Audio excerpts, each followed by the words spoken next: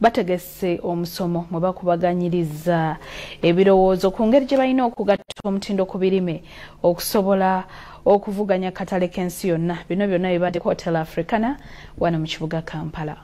Newankubadde ebyobulimi y'emu ku mpagi eziwaniridde ebyenfuna by'eggwanga, abalimi basanga okusoomozebwa okw'enjawulo omuli endwadde ezirumba ebirime byabwe, enkyukakyuka mu mbeera y'obudde, akatale k'ebirime akatono n'ebirala. Here in the Mukono Zardi, the major problem was pests and diseases, and followed by problems that were actually unique, like of theft of crops and the perishability of these crops. We've heard that there are huge, for instance, post-harvest losses around maize. So how can we bring that down? Embeera eno yeewaliriza ekitongole ky'Eklezia ekya Caritas Uganda nga kiri wamu ne Uganda Farmers Common Voice Platform okutegeka ensisinkano ey'okukubaganya ebirowoozo ku ngeri abalimi gye bayinza like doctors diagnosing and prognosing. So we make sure within 4 years we are with that family, those family groups.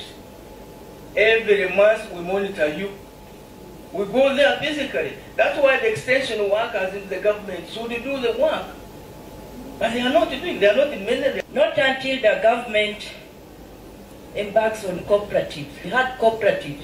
We could sell in bulk, but currently people sell as individual, which is bringing a big problem. Akulira Uganda Farmers Common Voice Platform Helen Kasuja ategeeza ng'okunoonyereza kwe bakoze bwe kugendereddwamu okubangula abalimi ku ngeri ey'okwongera omutindo ku birime byabwe basobola okuvuganya akatale k'ensi yonna. Tema empenda ez'okulaba nti n'abalimi basobola okubeera nga bagatta omutindo ku bintu bye bakola ng'ate tusobola okukwasiza wamu n'ebekikwatako okulaba nti tuggyawo emiziziko gye bayinza okuba nga bayina. Kasujja akubidde gavumenti omulanga okussa amaanyi mu nteekateeka ya Parish Development Model ng'esomesa abalimi ku ngeri gye basobola okugiganyulwamu. Jovan Kibirige yakusakidde eggulire lino ku Lwabukedde TV.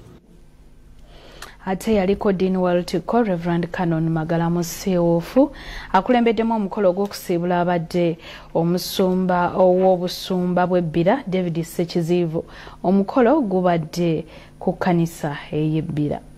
Yaliko Dean Waltiko na Mirembe Canon Magala Museufu ayezayezeza eggwanga okutuuka ku meefuga ag'emyaka 6 wakati mu Canon Museufu era asabye abantu okutwala ebigambo bya Ssaabasajja Kabaka bye yayogedde omuli okukuuma obutonde bw'ensi.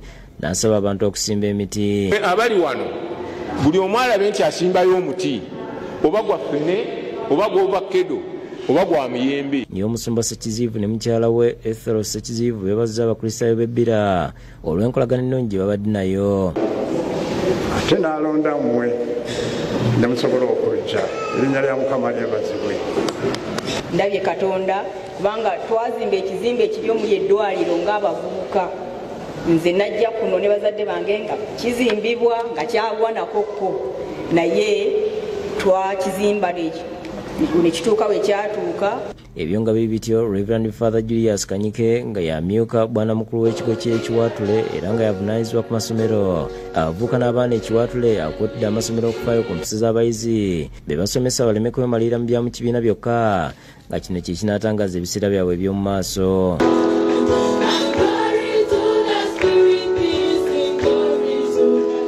Father Kanyiko okwogera bino abadde akulembedde mu misa ey'okusabira abasini ey'okuna nga beeteekerateekera okutuula ebibuuzo eby'akamalirizo. Batudde mu kiraasi bangi naye ate abayivu batono ddala. Ebikolwa byaffe bitera okulaga oba tuli bayivu. Byekwaso Stephen omukulu w'essomero atangaza ku bukulu bw'okusabira abayizi. Nga tubawaayo eri Mukama abayambe bayite ebibuuzo bulungi. Abayizi basini ey'okuna ku ssomero lya Crane Entebbe bawongeddwayo eri Katonda nga beeteekerateekera okutuula ebigezo eby'akamalirizo ng'okusaba kulembeddwamu Ordinand Edison Kibalama okuva mu kkanisa St. Stephen e Bwerenga. Akubiriza abayizi okwesiga Katonda okubasobozesa okuyita ebigezo. Kkiriza tulina Katonda oyo ayinza byonna era atalemererwa kubanga bwe tutyo bwe tuyize mu Yeremiya essula ya 32 olunyolo 17. Katonda abagulumirize bulungi mu bigezo byabwe bakole bulungi. ne Musinyoli Wainani Katenda akulembeddemu okusabira abayizi ekyabakadde n'okutongoza ebikujjuko eby'emyaka 25 n'agamba nti oluzungu n'oluswayiri zisaana zisoosowazibwe zirage obwetwaze obwannamaddala nti abaana bangi nnyo tulinga batamalina kyakubakozesa ate nga ffe tubazaala bakubakolera tebajja kutuyitirirako singa tufuddeyo naye kati abaana beenoonyeza gye banaasomera naddala gye banaakolera emirimu. Omukulu w'essomero Joseph Kamya asibye abazadde obutabalekerera. Bafunye omukisa ogw'enjawulo okubeera ku Ssaabasumba mu Nsinya bafaada b'enjawulo.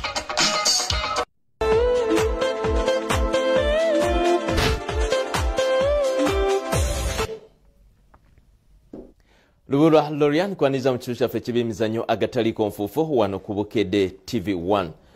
Tutandikiddeko mu mpaka z'omupiira eza University Football League olunaku olwaleero kwota final esembyeyo ku luzannya lw'okuddingana ekomekerezeddwa nga Kyambogo University ewanduddemu Mobs mu penalties ku goolo 4-1 oluvannyuma lw'eddakiika 9 okugwako ku goolo 2-1 ne ziba nga ttiimu zombi zisibaganye ku goolo 3-3 olw'ensonga oluzannyo olwasooka aba Mobs balumba Kyambogo omwayo nayo ne bagikubirayo ku goolo 2-1 gwe mulundi ogusoose Kyambogo kuba Mobs mu ensisinkano 9 katwabe embeera nga bwebadde enakawa olunaku olwaleero. Kyambogo University eyingidde ensiika ya leero okuddingana ne bannannyuma ba Mobs enakawa yeetaaga kuwanguzibwa goolo 2 ku bwereere okuyitamu obutereevu ng'ate Mobs ebadde yeetaaga kulembagana kwokka oluvannyuma lw'okuwangula oluzannya olwasooka ku goolo 2-1. Ng'omupiira gwakateeka eddakiika 7 zokka Sharif Sengendo afunidde Mobs goolo ekyongedde okukalubya olugendo lwa Kyambogo University okwesoga semifinal.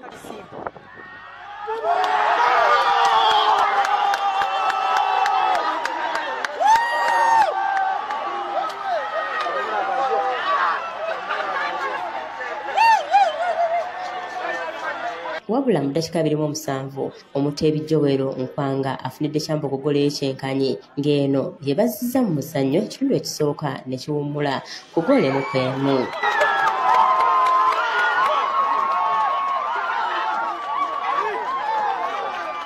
Omupiira guli mu ddakiika y'ekyenda ekisenge kya Mobs abakangula ekikopo kino emirundi 2 mu mwaka gwa 2014 ne 2015 kiragaye okukkakana nga Kyambogo efunye goolo ey'okubiri eteereddwa Joamu Leka.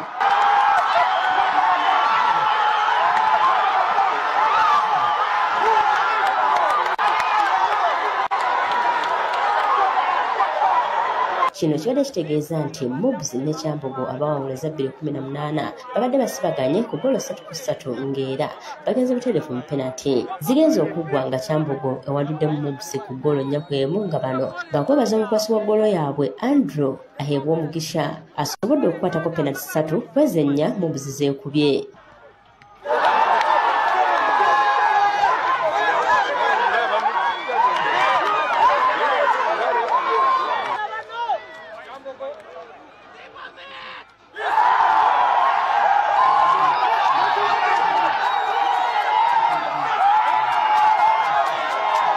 Mu mipiira 9 nga bano basisenkanye buno bwe buwanguzi bwa Kyambogo obusoose era bw'empiira gwa Mobs bwesoose okukubwa sizoni eno. Era kasita tukubye equalizer ndabira ddala nga tugenze ku semi-finals nga ndabira tebasobola kuyitawo kubanga awo weesingeyo ddala okumanya. Omupiira gubadde live ku TV za Vision Group okuli Urban TV, Bukedde TV, One Luo ne TV East nga kati Kyambogo yeegasse ku UCU abalina ekikopo kino Central Lens ne Uganda Matters Nkozi ku luzannya lwa semi-final. Obululu bwa semi-final okulaba ani agenda okubanga sinkanani bugenda kuba bukwatibwa ku lunaku lugenda kubeera lwakuna ku ssaawa zijja kubeera 8:30 ez'emisana era byonna binaabigenda mu maaso ojja kuba obifuna live ku mikutu gyaffe egy'enjawulo okuli Bukedde TV1 Bukedde TV2 wamu ne Urban TV.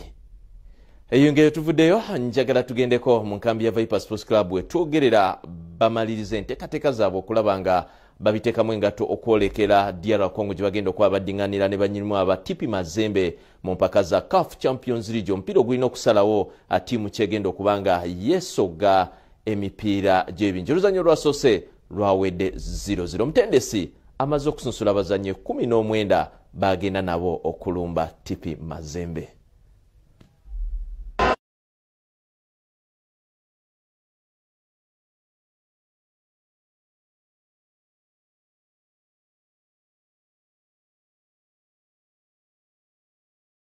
CAF Champions League ez'oluzannya olw'okusunsulamu abanyeesogga ez'ekibinja lwawedde nga tewali alengedde katimba ka munne.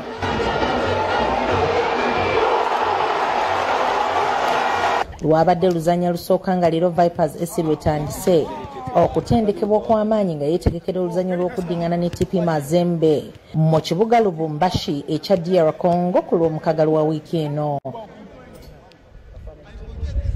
Vipers yakusitula n'abazanyi 19 mu kiro ekikeeso olw'okuna lwa wiiki eno.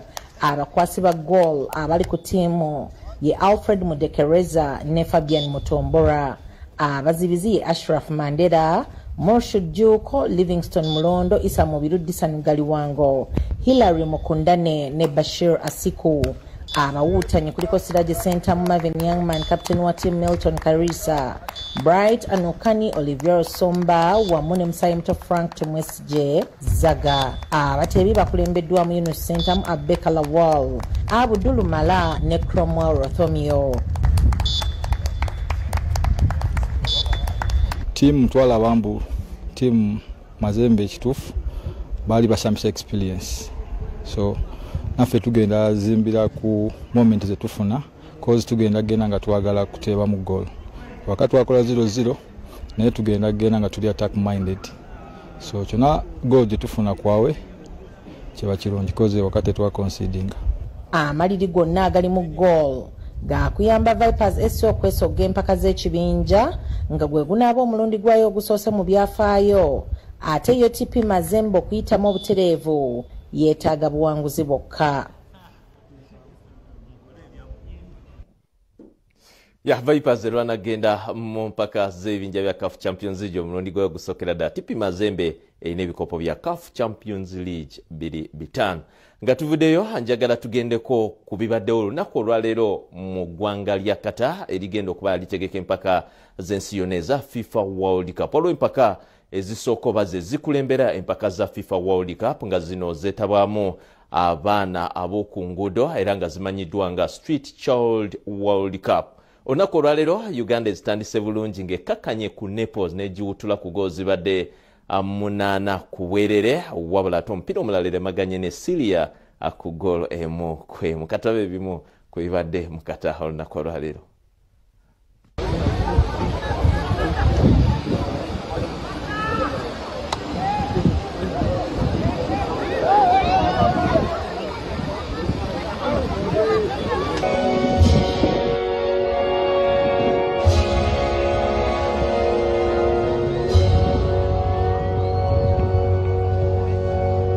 Samba Nepo era tugiwangudde gol.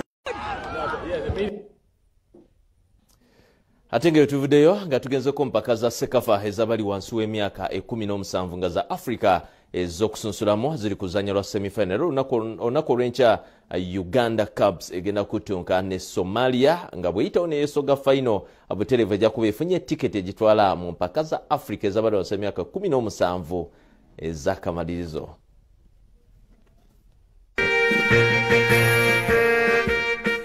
Tiimu y'eggwanga ey'omupiira gw'ebigere ey'abali wansi w'emyaka 17 eya Uganda Cubs yakulembedde ekibinja ekyokubiri mu mpaka za Sekafa